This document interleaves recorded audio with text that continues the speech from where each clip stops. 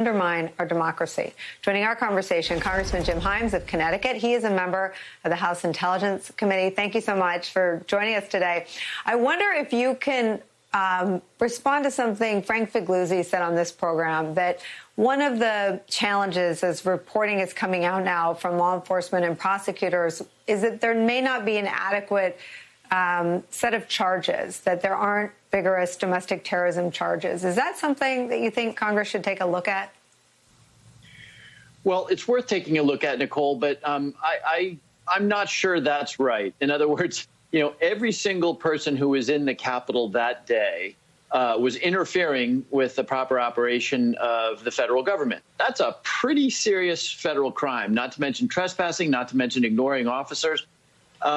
The other side of the argument that your guest was making, of course, is that when you start talking about additional laws around domestic terrorism, you get into things like motive, frame of mind.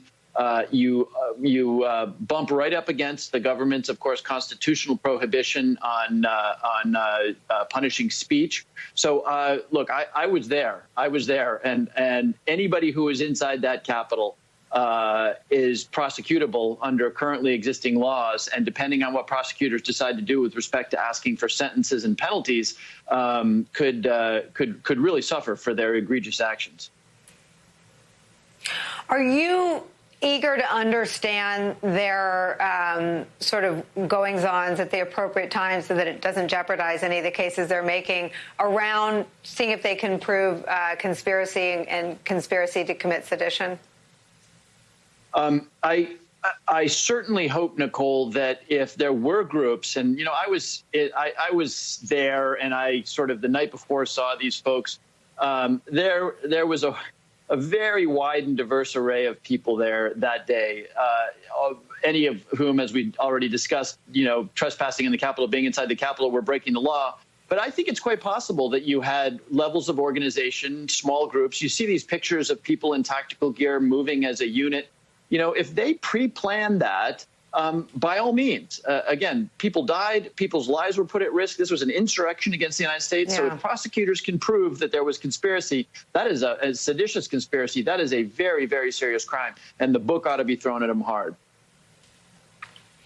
The Republican, I don't even know if you can call it a defense of the president's role, turning to impeachment now, seems to be, this is a paraphrasing of Marco Rubio on Fox News Sunday with Chris Wallace, it's stupid. They don't really have a substantive reason why Trump shouldn't be impeached and why he shouldn't be held accountable and convicted in the Senate. Let me play some of that for you. And I want to ask you about disinformation and the dissemination of these messages. Well, first of all, I think the trial is stupid. I think it's counterproductive. We already have a flaming fire in this country, and it's like taking a bunch of gasoline and pouring it on top of the fire. Do you believe Donald Trump committed an impeachable offense?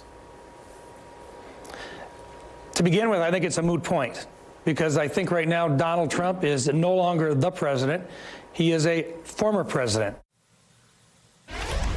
So it's almost, I hesitate to say this is more pathetic than their defenses to the last impeachment, which amounted to, yes, the case was proven, but let's let the election determine what happens to Donald Trump.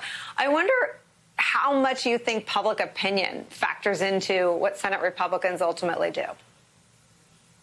Well, political opinion matters entirely. And, with all due respect, Nicole, I heard what you said about hoping that this would be a vote of conscience, that this would be people acting as jurors. That's not what's happening here.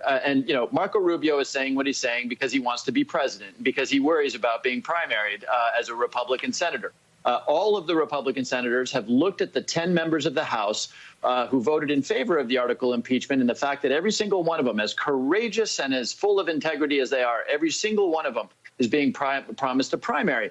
And with a few exceptions, you don't begin to have that level of political courage in the ranks of the Republican senators. So what they're going to do is, look, you can't defend what the president did, particularly in the context of trying to fraudulently overturn the election in Georgia, trying to do this bizarre coup inside the Department of Justice. You can't defend the actions of the president. So instead, you're going to say, oh, well, he's out of there. Gosh, it's divisive. They're going to come up with all of these process reasons to take the heat off of something that they not only don't want to deal with, but something that they participated in. Remember, most of these senators were complicit in promoting the lie that the election had been stolen. So it's a terribly uncomfortable moment for them, and they just want it to go away, and they're going to use process and faulty constitutional arguments rather than addressing the, of course, article itself.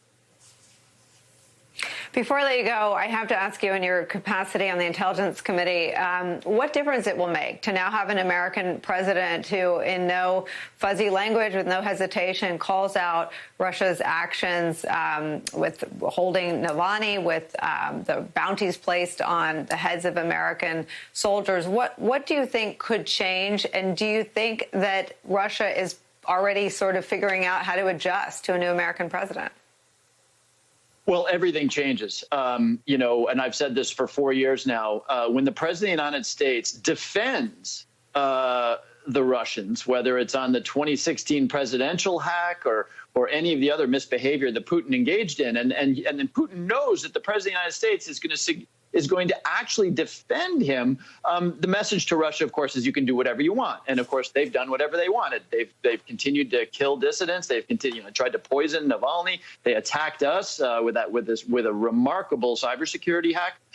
Just having the president call out the Russians is important. What's even more important, of course, is actions, right? And I am going to be standing by and watching very closely with the new Biden administration to see what they actually do to respond to the cybersecurity hack. Because, again, at the end of the day, words are good. But for a guy like Vladimir Putin, it is actions and pain inflicted that will change behavior.